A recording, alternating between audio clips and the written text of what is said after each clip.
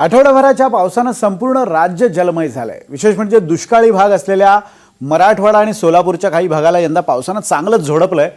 नेहमी आटलेल्या नद्यांचा यंदा रुद्रावतार बघायला मिळाला। म्हणजे गोदावरी, पैनगंगा, कयाधू, मांजरा आणि सीना या नद्यांनी शेतकऱ्यांच्या डोळ्यात अक्षरशः पाणी आणलंय। नद्यांनी हातातोंडाशी आलेली पिकं तर वाहून नेलीच, पण जमीन सुद्धा खरवडून नेली आहे। त्यामुळे पाऊस ओसरल्यानंतर आता काय करायचं असा प्रश्न शेतकऱ्यांना पडलाय। पाहूयात त्याच संदर्भातला हा रिपोर्ट।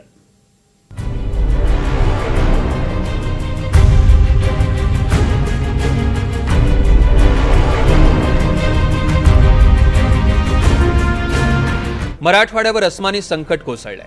उसंत न घेता कोसळणाऱ्या पावसानं अक्षरशः थैमान घातलंय। नेहमी साठलेल्या नद्यांचा यंदा रुद्रावतार बघायला मिळाला। गोदावरी, पैनगंगा, कयाधू, मांजरा, पैनगंगा आणि सीना या नद्यांनी शेतकऱ्यांच्या डोळ्यात पाणी आणलं।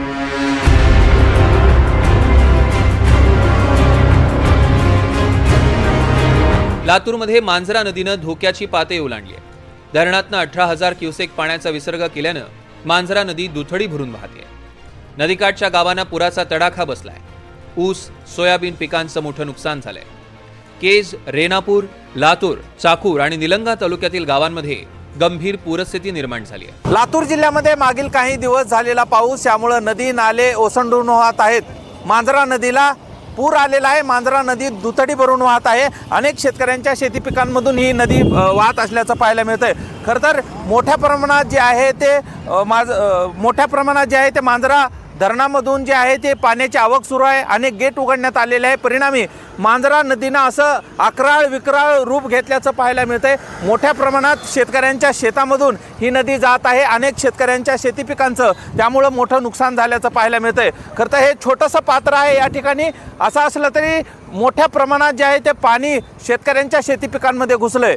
मागील काही दिवस झालेला पाऊस यामुळे आधीच शेतकऱ्यांच्या शेती पिकांचं नुकसान झालेलं होतं। शेतकऱ्यांचं कंबरडं मोडलं होतं। त्यात आता नदी काठच्या गावांमध्ये मोठ्या प्रमाणात जे आहे ते हे पाणी जात आहे आणि परिणामी मोठं नुकसान शेतकऱ्यांना सहन करावं लागतंय। खरं तर या ठिकाणी पंचनामे देखील झालेले आहेत। मदत करू असं शासनानं जाहीर केले। मात्र आता या भागामध्ये होणारं नुकसान हे पूर्णतः मोठ्या प्रमाणावर आहे। यामुळं शेतकऱ्यांना काय मदत मिळते आणि पूर ओसरण्यासाठी आणखीन किती वेळ लागतो हे पाहणं महत्त्वाचं असणार आहे।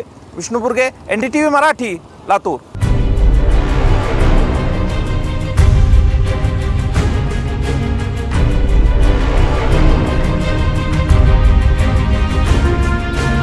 पंढरपुरात भीमा नदीला पूर आलाय।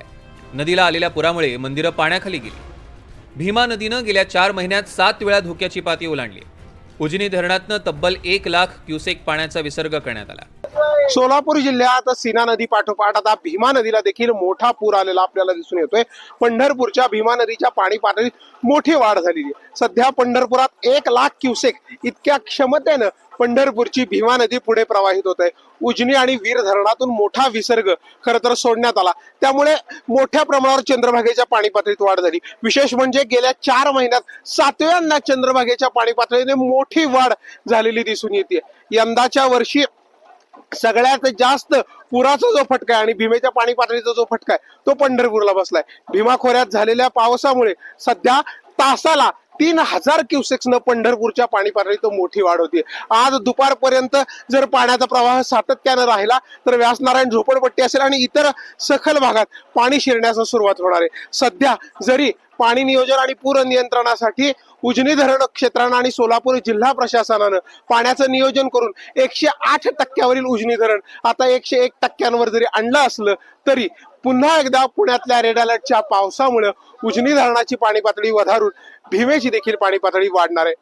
व्हिडिओ जर्नलिस्ट राजू मिश्रासह संकेत कुलकर्णी, NDTV मराठी, पंढरपूर।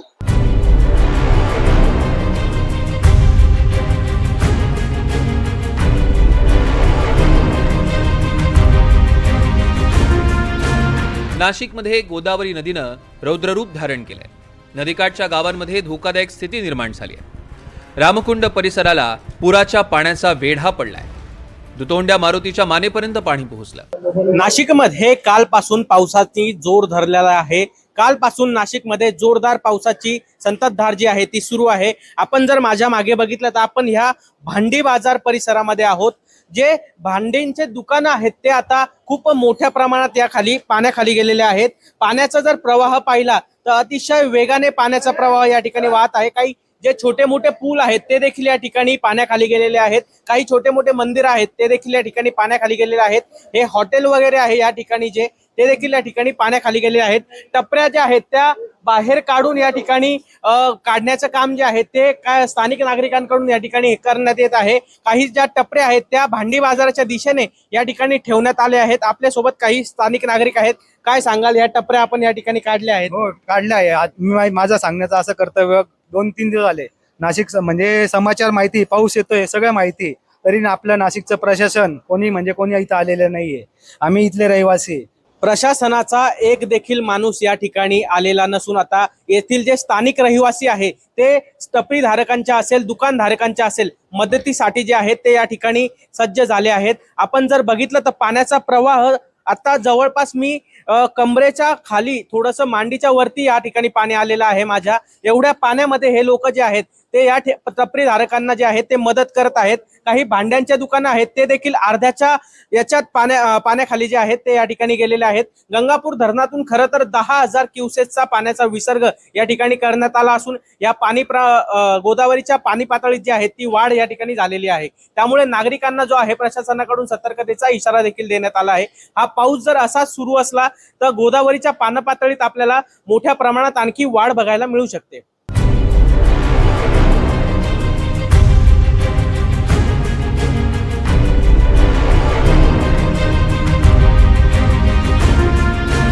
गंगापूर धरणातनं पाण्याचा विसर्ग वाढवल्यामुळे गोदाकाठची मंदिरं पाण्याखाली गेली आहेत। नदीकाठी असलेल्या वस्त्यांमधनं शेकडो नागरिकांचं स्थलांतर करण्यात आलं। नाशिकमध्ये कालपासून जोरदार पावसाच्या हजेरीनंतर आता गोदावरी नदी जी आहे ती दुथडी वाहून या ठिकाणी वाहू राहिली।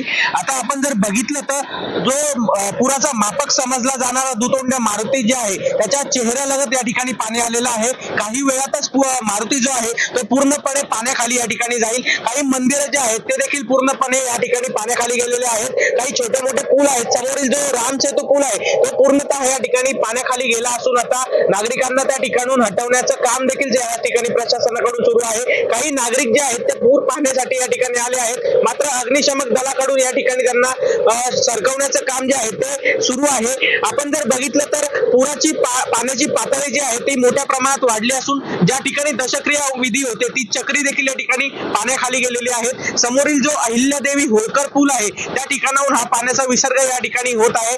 खरं तर गंगापूर धरणातून 2 वाजेच्या सुमारास 10,000 क्युसेसचा पाण्याचा विसर्ग केल्यानंतर आता गोदावरी नदीच्या पाणी पातळीत जी आहे ती मोठ्या प्रमाणात वाढ आपल्याला बघायला मिळते। आपण जर खाली बघितलं तर हा जो जाण्या येण्याचा रस्ता जो आहे तो आता पूर्णतः या ठिकाणी पाण्याखाली गेले असून काही मंदिरांमध्ये, काही हॉटेलांमध्ये जे आहे ते पाणी या ठिकाणी गेलेलं आहे। काही टपरी धारकांचे टपऱ्या जे आहेत त्यांच्याकडून काढण्याचं काम देखील सुरू होतं, त्या देखील त्या ठिकाणी ते काढून घेऊन गेलेले आहेत। आपण जर बघितलं तर मोठ्या प्रमाणात पाण्याचा विसर्ग गोदावरी नदी पात्रातून या ठिकाणी होत आहे। हे पाणी जे आहे या दिशेने नांदूर मध्यमेश्वर डॅमकडे जाऊन आता ते जायकवाडीच्या दिशेने जात असतं। गंगापूर धरण जे आहे ते 100% जवळपास भरल्यानंतर हा विसर्ग जो आहे तो गोदावरी पाणी पातळीत या ठिकाणी करण्यात येत आहे।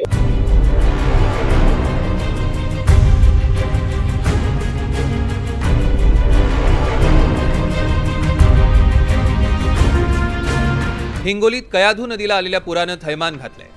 कळमनुरी तालुक्यातील अनेक गावांमध्ये पुराचं पाणी शिरलं। नदीकाठच्या गावांमधील 2,71,000 हेक्टर क्षेत्रावरील पिकांचं नुकसान झालंय। मराठवाडा आणि विदर्भामध्ये काल झालेल्या पावसामुळे पैनगंगा नदी आणि कयाधू नदीला मोठ्या प्रमाणात पूर आला होता आणि या पुरामुळे शेतकऱ्यांच्या शेती पिकांचं मोठं नुकसान झालेलं आहे। मी सध्या कयाधू नदी पात्राजवळ आहे। आपण बघू शकता आता कुठेतरी या कयाधू नदीचं पाणी ओसरायला सुरुवात झालेली आहे। आपण जर बघायला गेलं तर हे संपूर्ण नदीकाठचे शेतजमिनी आहेत त्या खरडून गेलेल्या आहेत। एकंदरीत बघायला गेलं तर हिंगोली जिल्ह्यामध्ये या कयाधू नदीने आपलं रौद्ररूप दाखवलं होतं आणि त्यामुळे अनेक गावांमध्ये जे ते पाणी शिरलं होतं। हिंगोली कळमनुरी तालुक्यातील जे डोंगरगाव पूल आहे, कोंडूर डिग्रस आहे, एलकी असेल, शेवाळा असेल, या गावामध्ये जे आहे ते या कयाधू नदीचं पाणी शिरलं होतं। या कयाधू नदीचे जे पात्र आहे, पात्र सोडून जवळपास 500 ते 600 मीटर अंतरावर जे आहे ते हे पात्र सोडून शेतकऱ्यांच्या शेतामध्ये पाणी शिरलं होतं. त्यामुळे शेतकऱ्यांच्या शेती पिकांचं मोठं नुकसान झालेलं आहे.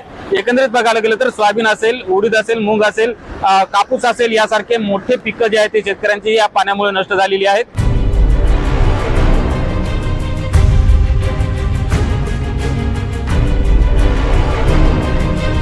मराठवाडा आणि विदर्भाच्या सीमेवरनं वाहणाऱ्या पैनगंगा नदीनं रौद्ररूप धारण केलं. पैनगंगा नदीच्या पुरामुळे हिंगोली जिल्ह्यातील कनेरगाव नाका, कापूरखेडा, गंगापूर या गावातली शेतं उद्ध्वस्त झाली आहे. त्याचबरोबर जी मराठवाडा आणि विदर्भाच्या सीमेवर वाहत असलेली पैनगंगा नदी जी आहे, त्या पैनगंगा नदीचं देखील पूर परिस्थिती निर्माण झाली होती. त्या पूर आल्यामुळे, पैनगंगा नदीचा पूर आल्यामुळे पुसद ते हिंगोली हा महामार्ग बंद करण्यात आला होता. त्याचबरोबर हिंगोली जिल्ह्यातील गंगापूर असेल, कनेरगाव नाका असेल, त्याचबरोबर कापूरखेडा असेल, या गावातील शेतकऱ्यांच्या शेती पिकांचं या पैनगंगा नदीला पूर आल्यामुळे नुकसान झालं होतं. एकंदरीत बघायला गेलं तर या दोन्ही नद्यांना जे आहे ते पूर आल्याने सर्वाधिक नुकसान जे आहे ते शेतकऱ्याचं झालेलं आहे. ही कयाधू नदी जी आहे ते पैनगंगा नदीची उपनदी आहे आणि ही नदी जी आहे ती पैनगंगेला जाऊन मिळते. ह्याच कयाधू नदी जे आहे ते रौद्ररूप धारण केलं होतं. त्याचबरोबर पैनगंगा नदीने देखील रौद्ररूप धारण केल्याने हे पाणी जे आहे ते इसापूर धरणामध्ये सोडण्यात आलेलं आहे. इसापूर धरणाचे जवळपास 15 दरवाजे जे ते उघडण्यात आलेले आहेत आणि त्याचा विसर्ग जो आहे तो पूर्ण पैनगंगा नदी पात्रात करण्यात आलेला आहे. एकंदरीत बघायला गेलं तर या नद्यांमुळे जे आहे ते शेतकऱ्यांच्या शेती पिकांचं मोठं नुकसान झालेलं आहे.